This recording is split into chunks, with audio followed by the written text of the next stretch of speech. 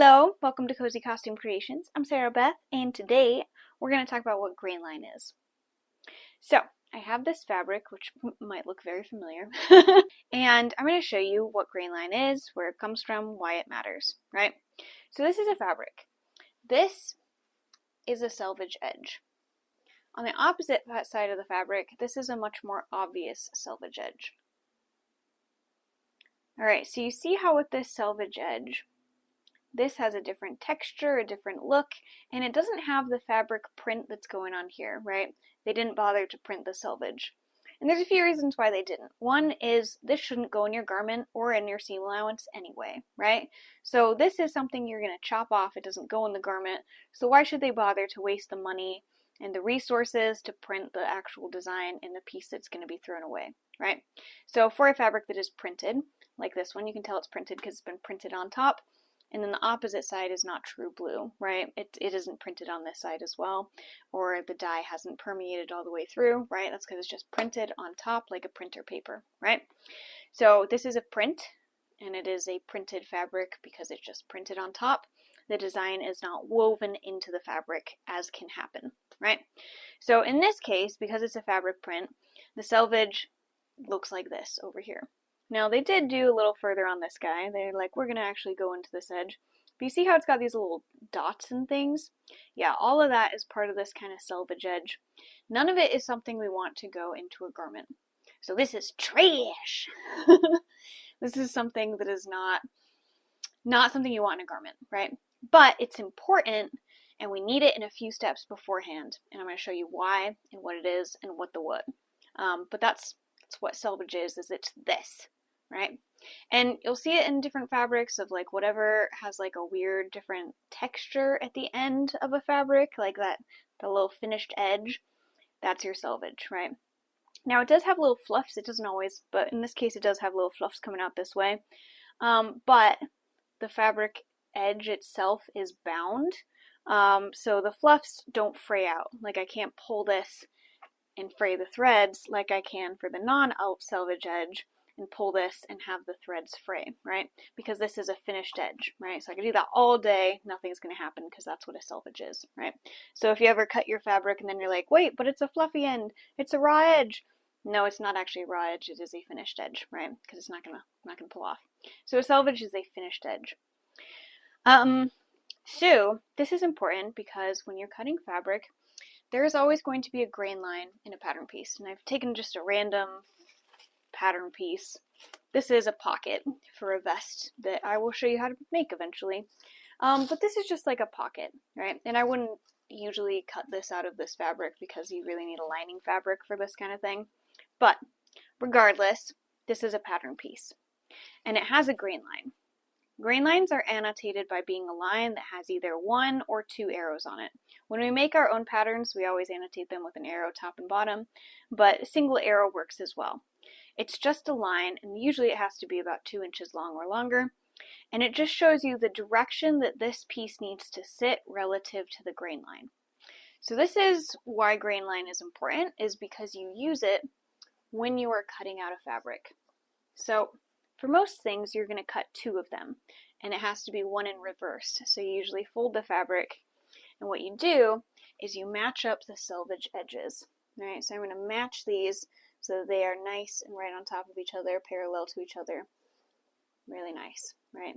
I don't want them to be mismatched. So what I don't want is for this to be like glook glook, and then for me to measure and have them offset from each other, because then one of these, the below one, is going to be off grain. Like, these are not the same, right? So I need to make them the same and as perfect as I can possibly get, right? So then what you do is you take a pattern piece, whatever piece it is, and you try to conserve fabric as much as possible, so kind of scoot it as close as you can, get as much as you can. What you don't want is for the pattern piece to go into the grain line, or the selvage edge, right? So the selvage edge, no, don't want in project. You're going to scooch it over, give it a little space between that so you're not getting any of this crap in there, because that does not go in your pieces, right? This is trash.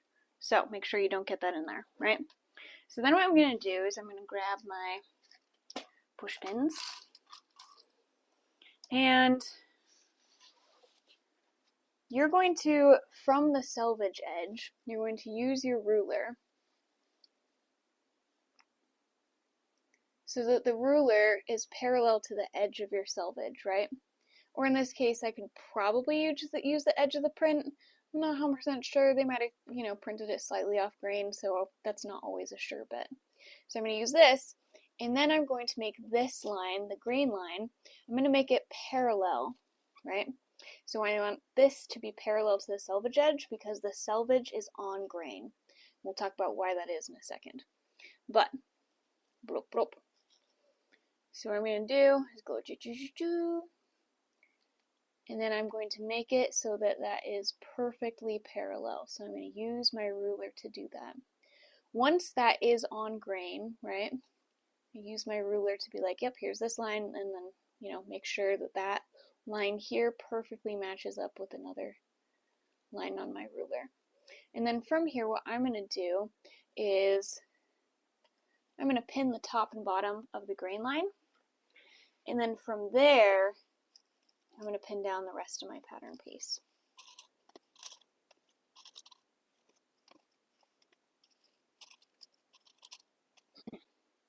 Now, this is on grain.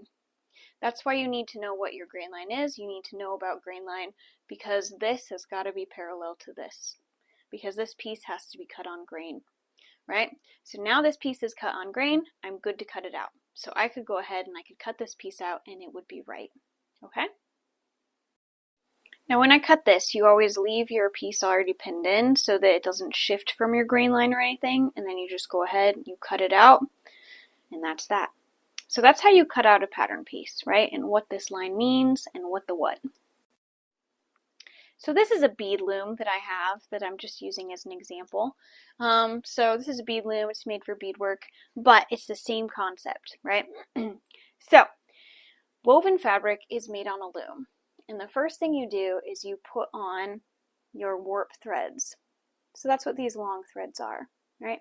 I put these guys on first. Bloop, bloop. And then what you do is you would connect your other thread and then you would weave. And when you get to the end of one edge, then you just loop around and then you weave. And then you loop around and then you weave. And then you loop around and you weave. And this is why the edges of this have that kind of woven, kind of finished edge, right? So that very finished edge can sometimes kind of pull it in a little, or it can like kind of flare out. It can be kind of wonky on fabric. So that edge where it's kind of like wound around and looping, that edge is the selvage edge, right? And these threads, again, these are the warp threads. They go on first. The threads that are going to go crosswise are called weft threads because they're what's weft over. So these threads are also called grain, right? Because they are on grain, because each thread is like following what is the grain of the fabric. This is the grain of the fabric.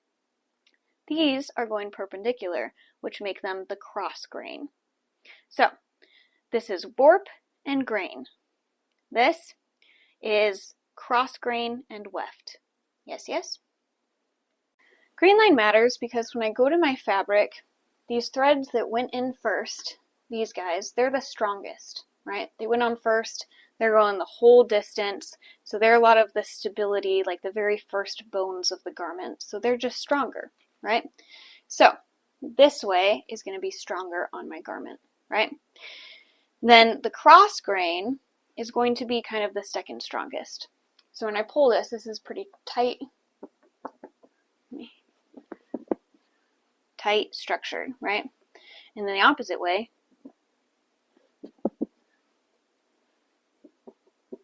also tight, not as strong. It's got a little bit more stretch to it than this way does, right? You can see that when I pull this way, there's pretty much no give. If I pull this way, you can see there's just a little bit more bounce to it, right? So it's slightly less strong. Then you have the 45-degree angle.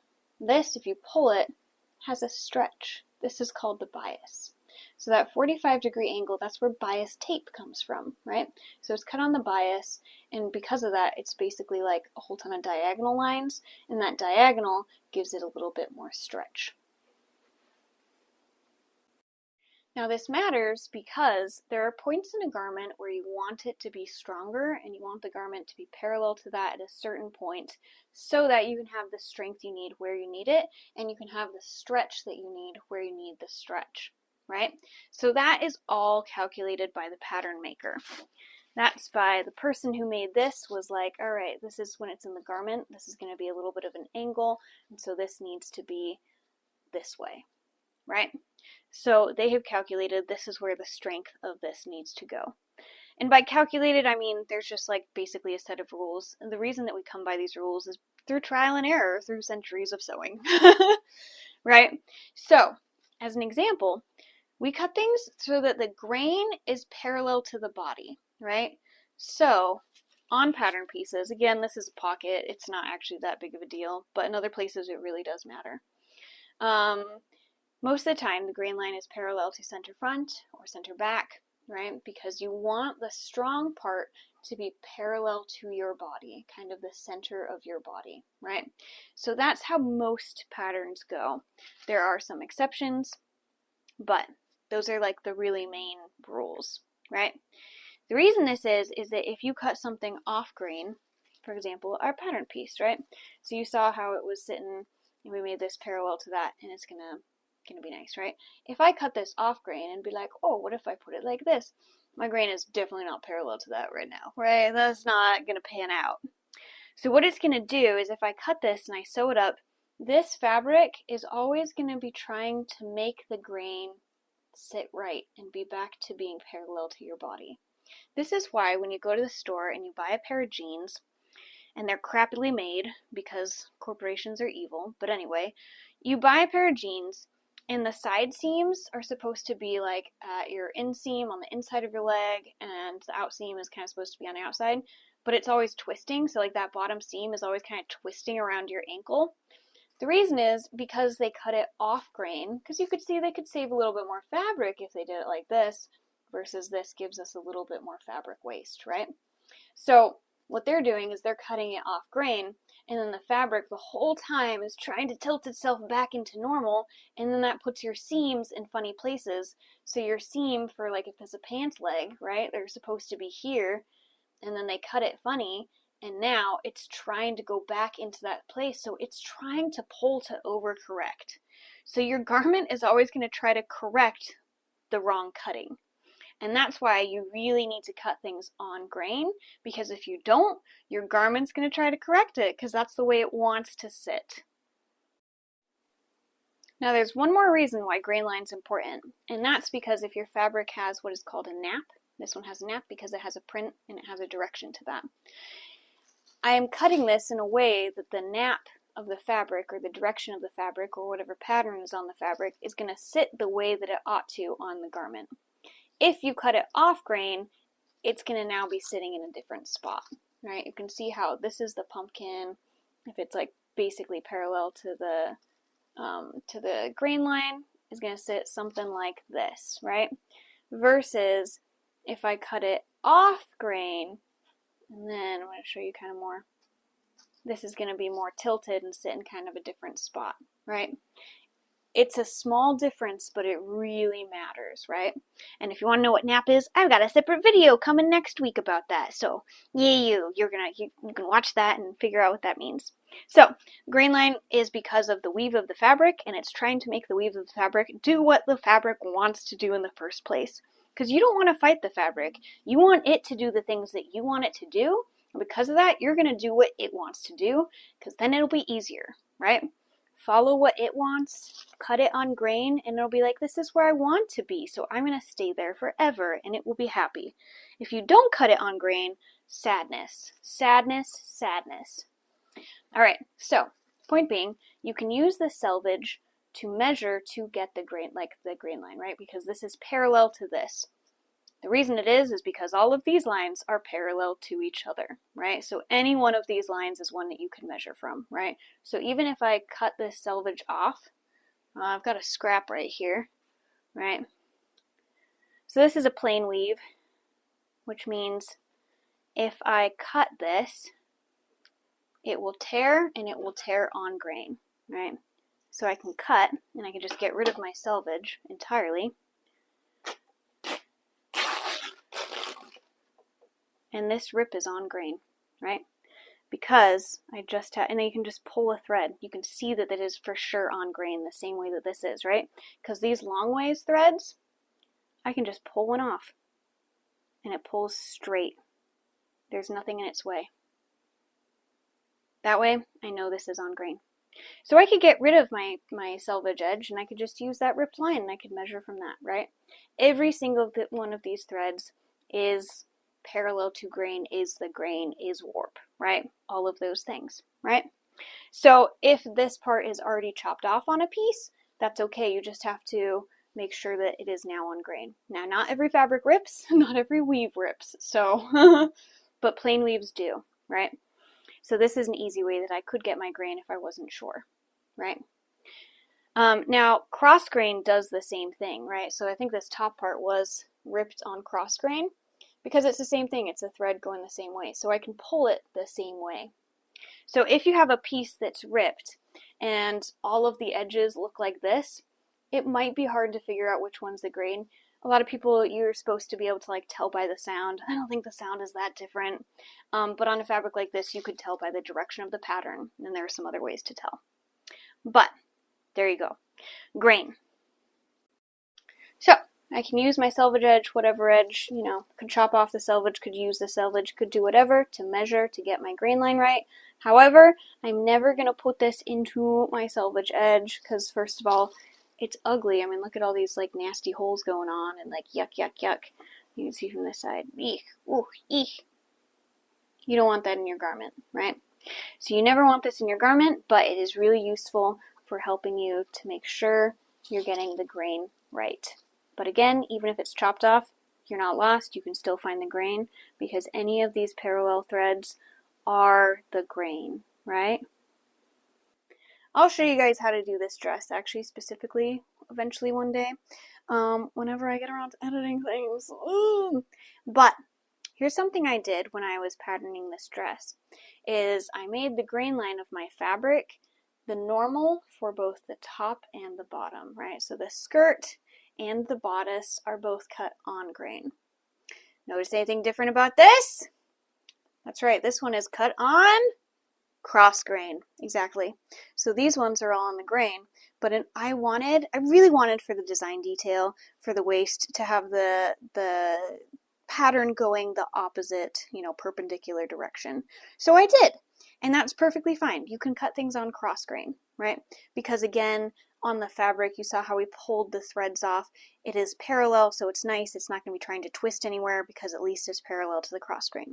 It is less strong than the grain lines that were put on first, right? Less strong than those warp threads because instead we have the weft going this way when it should normally go this way, right? So we've swapped things around, but that is an acceptable way to do it, right? And there are a lot of times, especially for waistbands, that you will see this so that we can get that kind of breakup of detail or whatever, right? So this is a fabric that has a nap, right? Because it has a direction, because there is a direction to these stripes and to the flowers on it, right? So this is a case where I could go ahead and I could take the grain and I could actually cut a piece on the cross grain, right? Perpendicular, perfectly perpendicular to the grain line. That's allowed. So I know I can cut my fabric on grain, bloop, and I can also cut it cross grain, perpendicular, right? So the grain lines are parallel to one of those lines. The other thing you can do on the perfect 45-degree angle, you can also cut things on the bias, right? And an example of that is bias tape, right? Because it gives us that extra stretch that helps us do some things. You'll also see that in bias cut dresses, right? That's why bias cut dresses just, they shape and drape around the body so nicely because they're on that bit of stretch, and so it shapes beautifully around the human body, right? So that is an option as well. If it is not one of those three options, if it's off from either of those, even just a little bit, it's going to be wrong, and it's going to be wrong forever. That's where you're going to get those twisting genes, right? So I can have my grain line parallel to this guy. I can have it perfectly perpendicular, right? I could use these lines, be like this way, or I could go this way, or I could go at the perfect 45. If it's tilted just a little bit, not quite at the 45, it's wrong. If I'm trying to measure this from here and I get it tilted just a tiny bit, it's going to be wrong. So this is something where you do have to be really precise, because it really does mess up a garment, and that's not something you can fix in post, right? That's something that it's going to be that way forever. So that's a sad thing, which is also why if you do it right, you cut it and you measure and you cut the right way, it's going to be delicious, it's going to be beautiful, the grain is going to be in the proper place for forever, and everyone will be happy. So there you go.